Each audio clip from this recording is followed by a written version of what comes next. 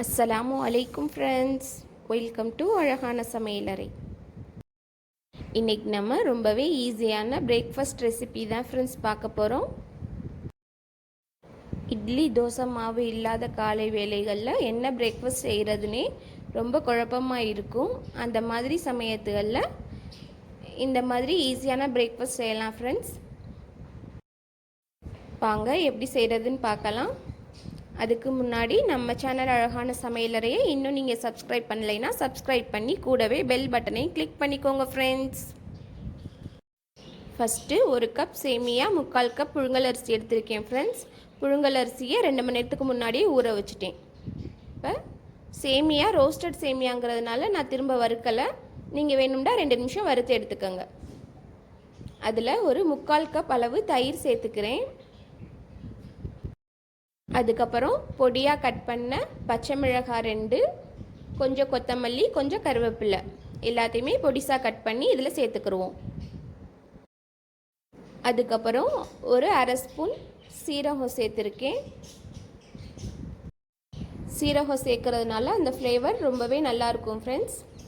இப்போ எல்லாத்தையும் மிக்ஸ் பண்ணி சேமியா தயிரில் நல்லா ஊறட்டும். இப்போ நம்ம ஊற வச்சுருக்க புழுங்கல் அரிசியை மிக்ஸி ஜாரில் போட்டு நல்லா நைஸாக அரைச்சி எடுத்துகிட்டு வந்துடுவோம்.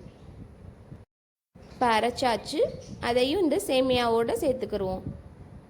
நல்லா நைஸாக அரைச்சிக்கிறணும் ஃப்ரெண்ட்ஸ்.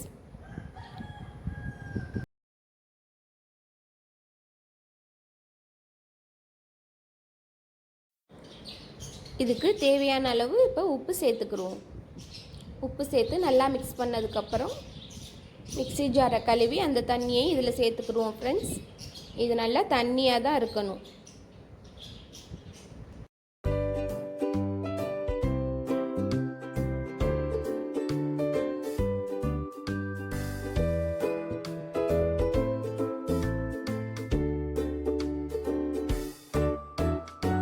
தண்ணி சேர்த்து நல்லா மிக்ஸ் பண்ணி இதில் ஒரு 1/4 ஸ்பூன் பெருங்காயத்தூள் சேர்த்துக்கிடுவோம் ஃப்ரெண்ட்ஸ்.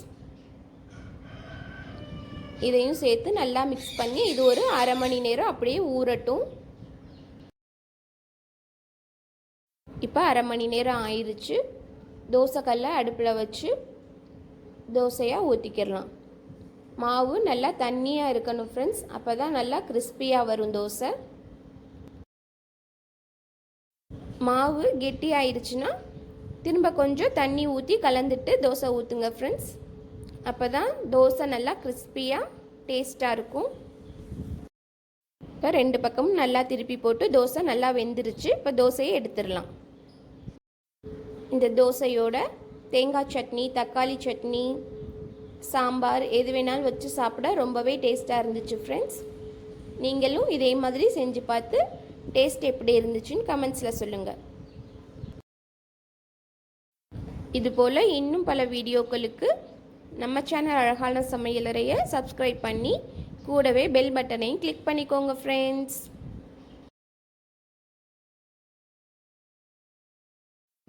இந்த வீடியோ உங்களுக்கு பிடிச்சிருந்தா லைக் பண்ணுங்கள், ஷேர் பண்ணுங்கள், மறக்காமல் சப்ஸ்கிரைப் பண்ணுங்கள்.